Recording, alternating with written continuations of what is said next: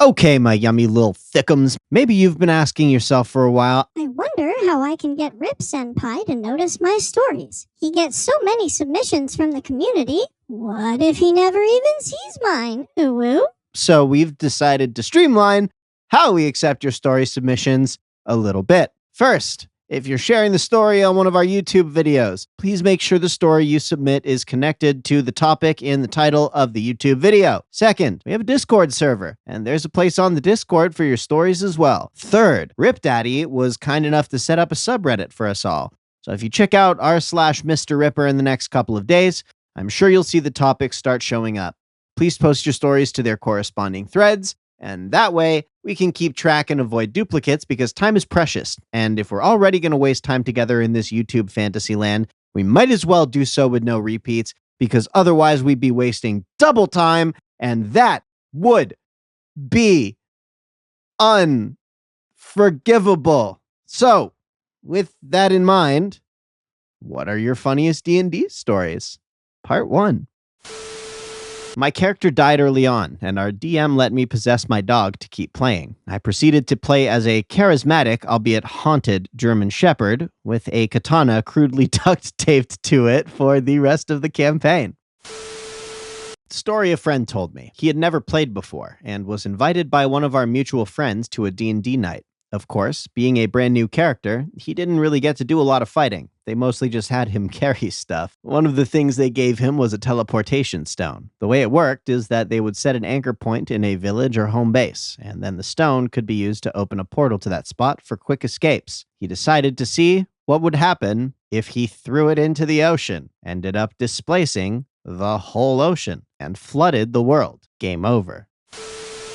I had a friend who consistently used to play a priest. He'd find an elephant or a camel, something large to use as a mount, ride it to death, cut the meat away for rations, and animate the carcass. As soon as he could afford to, he'd commission plate boarding for the skeletal animal, pad the interior of the rib cage with mattresses, and ride from inside it. Basically make himself the D&D equivalent of a tank/APC every damned time. As a DM, I wouldn't have given this to you. The natural 20 isn't a magical anything you try works card. If the premise of the action, could I stun an undead king by kicking him in the balls, is incorrect, and it doesn't matter what you roll. The attempt fails. You fail. Do not pass go. Sorry, folks. It's been too long since I've killed a character. I'm getting itchy. This might be long. I apologize. Don't apologize. Spoilers for Temple of Elemental Evil. Maybe apologize for that instead. So our group had been playing this module for quite a while, and a friend of mine joined the party. She was new to D&D, so she kept quiet during most of this, assuming we were experienced players and knew what we were doing. Haha. We stumbled across a hidden room in this evil temple that felt pure and holy. Inside, we found another secret door, leading to a dark room that felt overwhelmingly evil.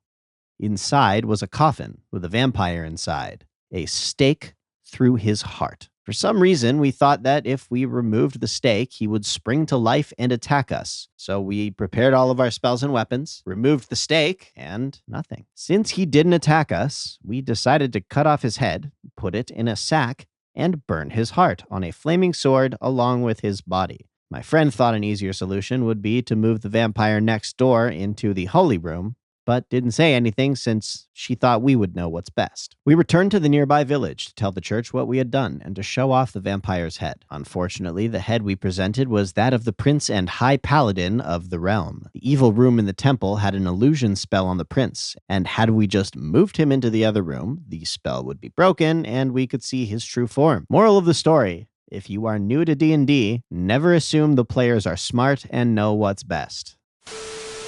My friend turned himself into a cat, and my other friend rolled to pet him. He rolled a 1, punched the cat in the face, and killed him.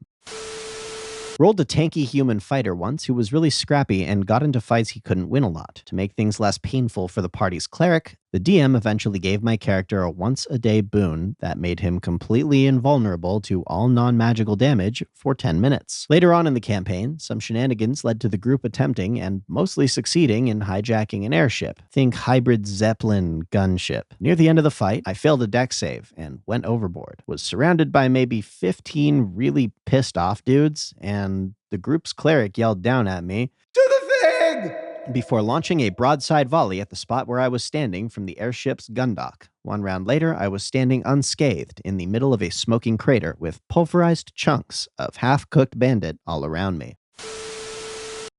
Was playing a bard. We were fighting a hydra. I was in the back singing, but our rogue had gone down. I wanted to tumble forward, stab the hydra, it was near death, and heal the rogue after it died. I rolled for tumble, nat 1. Hydra takes a bite, nat 1. I rolled a hit, nat 20. It was ruled that I tripped on a loose stone with my sword out and happened to trip into one of the waiting mouths of the hydra, sword first, such that I impale it and kill it. It was a grand total of 12 damage or so. Low strength, non-magical or weak magic, +1 sword. And it was the only damage I did directly to the Hydra. I was solely buffing my party that fight. The things the barbarian gets the paladin to do. I was DMing the party. My wife was playing a paladin with a hippogriff for her mount, and our friend was a barbarian. The party had accidentally stirred up the undead around an orc village. They'd been forced to retreat into a box canyon, and the entrance to the canyon was completely blocked by hundreds of skeletons. Unfortunately, nobody had brought any blunt weapons, so all their attacks were suffering damage reduction, and it was taking forever for them to do any real damage to the skeletons. The barbarian had a quick chat with the paladin. His suggestion was that she should get on her hippogriff, fly up to about 100 feet, then jump off, curl into a ball, and drop into the skeletons to do bludgeoning damage to them. After all, he reasons, falling damage from that altitude would only be 10d6, but she'd cause 10d6 damage to any skeleton she hit. She could hit multiple skeletons, and it would probably kill a bunch of them. And then she did it. She actually did it. Flew up to 100 feet, shouted, "Cowabunga!" Jumped off, curled into a ball, and went rolling through the skeletons like a cannonball. Now, whenever they're facing difficult odds, the barbarian's first suggestion is, "Hey Paladin, remember when you went bowling for skeletons?" We had this long-running campaign, and the DM tries to not affect storylines too much. He is amazing at description, but he likes to have the dice rolls and stats completely steer his creativity, as do most of us. We entered a situation he was obviously very excited about. It was a situation he created which was designed to get us overpowered by an army, and each getting bags put over our head / knocked out, with the plan of waking up somewhere else. Well, our group made like 7 amazing dice rolls, one after another, and we somehow critically wounded the main antagonist and escaped. He admitted to us later he had to rewrite the campaign to introduce another antagonist who surprised us later. Good stuff. Playing an evil wizard. He isn't axe crazy murdery, just thinks the free market should allow him to sell people's souls to devils, and frankly not letting him trade with them in their preferred currency is racist. Anyway, he is in a rookery, trying to convince the Raven Master to leave town so that he can control all information going in and out of the town. I tried diplomacy, and since I have a trait that lets me switch intelligence for charisma, he can be persuasive, but the dice were not with him. So he tries impressing the Raven Master with his knowledge of birds to show he'd be great at taking care of them if the Master decided to go on vacation. It doesn't work. His familiar is a black parrot. Well, an imp currently disguised as a black parrot, and he banks on the old coot being nearsighted enough to not tell the difference as he commands it to do tricks. That doesn't work either, as the Raven Master can tell the difference. In frustration, I say, "So how close is he to the tower window?" "He was right in front of it." "I push him out." Keep in mind, I'm a mage. I think I had a negative strength score. My combat maneuver bonus was 1, and this character has never even unsheathed his dagger. Everyone looks at me like I'm crazy, but I roll. Natural 20, +1 from my bonus. The target is a geriatric old dude, so his defense was low, so out the window he went. Of course, I had forgotten he had locked the door on the way in, so I'm stuck up here. I send my parrot with a note to my party members down in the courtyard, and they lift the keys off of him while pretending to check his health. It never failed. Every campaign. Never the same player. The rogue in our party would throw multiple daggers in combat and would always miss with the last one. Every single time. Evil campaign. The players are mostly drow, investigating mysteries across the Underdark. One is an evil cleric. He realizes that he can command undead the first time the party encounters a group of skeletons, very early in the game. He decides that it's really cool to have a skeleton army, and the rest of the party agrees. Anytime they find a weapon or armor the party doesn't want, they give it to one of the skeletons. Our cleric decides to name the captain of his skeleton army. He calls him Sasha. Several sessions later, the party kicks in the door of a wizard's tower. They make it to the top of the tower and the wizard's sanctum. The rogue decides to try to sneak into the sanctum and scope out the room. He opens the door and is unobserved. The rogue takes the opportunity to use his knockout poison to try and take out the wizard. He doesn't think it'll work, but it's worth a shot. It works. The wizard falls unconscious without a fight. The party then has to figure out what to do. The wizard won't stay unconscious for long, so they throw him out of the window of the top floor of his own tower onto the waiting spears of the cleric's skeleton army, who proceeds to savage the unconscious wizard, culminating in Sasha holding the dead wizard's head aloft as a trophy. In over a decade of playing D&D, nothing has come close to beating this tale. So, a little bit of context. In this game, we were trying to stop a cult of puppet masters from resurrecting a shattered god, but we also find themselves embroiled in a conflict between two neighboring countries. Oldston, the one we came from, was full of holy paladins and fire magic and sun worshippers.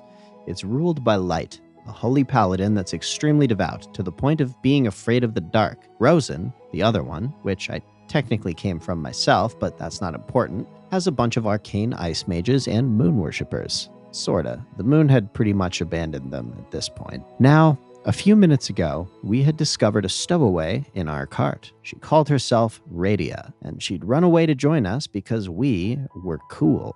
Now, this was right after my second favorite story from this campaign, where we entirely legitimately one-shotted a mummy lord at level 5. So, she had reason to be impressed. But we still had no clue who she was, other than the fact that she ran away for adventure and was scared of her dad finding out. 10 minutes later, we find ourselves fighting an ice wizard across a river. Things are going pretty well, with us killing off his spirit wolf buddies, when our paladin, Atadar, decides he's tired of the pot shots and charges across the river to fight the wizard directly. Now, given how wide the river is, he only gets halfway through in his turn. It comes around to the wizard's turn, and he casts Shape Water on the entire river, freezes it to ice, then lifts it 200 feet in the air, with our paladin still on it. The wizard demands us to hand over the girl, or he drops the river. Now, at this point, we're still confused, because she's hidden in my cart, and we have no clue who she is, or how he knows she's here, or why he wants her. We discuss it back and forth a bit, trying to negotiate something out, when Atadar has a revelation. Guys, I think she's Light's daughter. All of the details clicked into place. We just sort of sat there in stunned silence for a few minutes. Then my brain went into overdrive. Okay, so I'm an illusion warlock. I'm excellent at running away. I can cast Disguise Self at will. We have a hat that can create a similar illusion that we'd recently acquired. If I make myself look like her, but with a hat, and she uses the hat to look like me, then I have Misty Step and Invisibility and about 12 other escape spells. And then I hear Atadar calmly state, I jump onto the wizard. So he power bombs the wizard. Rolls to hit, natural 20. If I recall correctly, our game master rules that Atadar takes normal falling damage, but the wizard takes double that. Wizard is reduced to a bloody pulp, just no longer exists. But Atadar gets hurt pretty bad. Thing is, Atadar is a half-orc, and he hadn't used his racial ability yet that day. So our paladin just found himself lifted 200 feet into the air by strange sorceries, and his first instinct was to jump straight off, power dive the guy that did it. And after all of that, he just stood right back up and kept going. That man is my hero. Hello, my sugary, sweet little maple bars of radiant cosmic consciousness. Thank you for watching this YouTube video, and indeed for attuning your shimmering tendrils of attention to the very bloody end. If you're new here, please say hello in the comments. If you're not new, tell us a joke. And if you'd like to leave a comment with your story for us to read, please make sure it fits the topic of this video. If you're itching to share a story that's not on topic, don't worry. You can share it to the appropriate topic on the Mr. Ripper subreddit instead. You can also join our Discord for shenanigans, chaos, and esoteric discussion. We're still working on getting a D&D game sorted. I promise we haven't forgotten. And in the meantime, if you feel like helping out the channel a bit, feel free to check out our D&D friends over at Adventurous Coffee Company and cop you a bag of them delicious beans with our coupon code Mr. Ripper. All links are in the description. Now, taste anew the fruits of life, the last immortal man, to find the sacred river Alf, to walk the caves of ice. Oh, you will dine on honeydew and drink the milk of paradise.